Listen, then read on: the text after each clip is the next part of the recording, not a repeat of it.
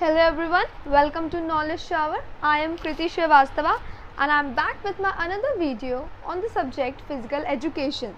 Today we will discuss the chapter of physical education of class 12, that is biomechanics and sports.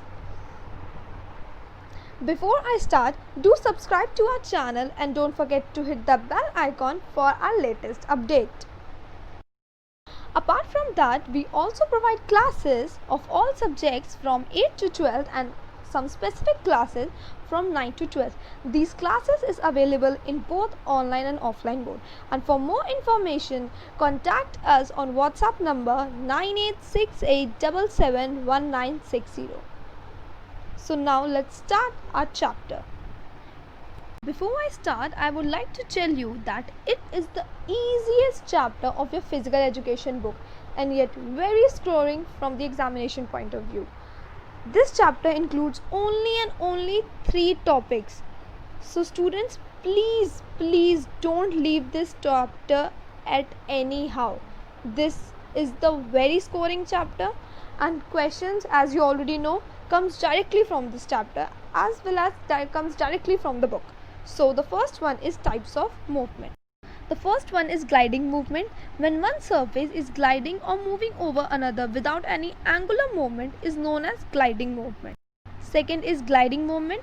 It occurs only between the two bones is increased or decreased. So these are the two types of movement. The angular movement is further divided into 4 parts. The first one is flexion. It means it takes place when the angle decreases between the two bones attached to a joint. Second is extension.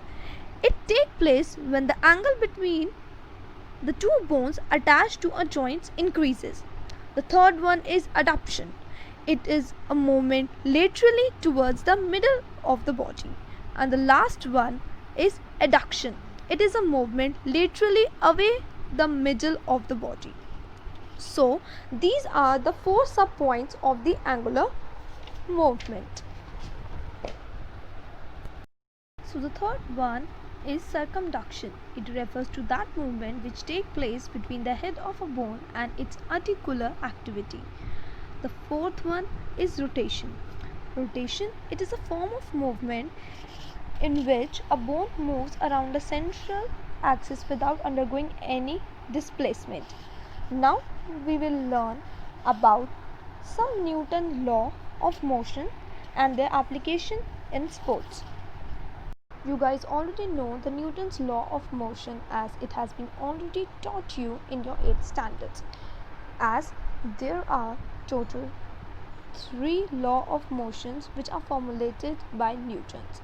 The first one is law of inertia, the second is law of acceleration, and the third one is law of reaction. In the next slide, we will just brush up our 8th class knowledge, and I hope students you get my point that why I am always saying from the beginning of this video that this chapter is very correct, because you already know about it. You already have abundant amount of knowledge about these words, these things. So now the first one is law of motion. This law is also known as law of inertia. This law particularly states that a body at rest will remain at rest and a body in motion will be in motion at the same speed and direction till external force is applied on it. Now let's see where this law is applicable. This law is applicable while we play softball, soccer, while we dance, while we play basketball. So these 4 are the area where first law of motion is applicable. The second one is law of acceleration. This law states that the rate of change of momentum of an object is directly proportional to the force producing it. This law is applicable on sports like football, baseball. The third one is law of reaction.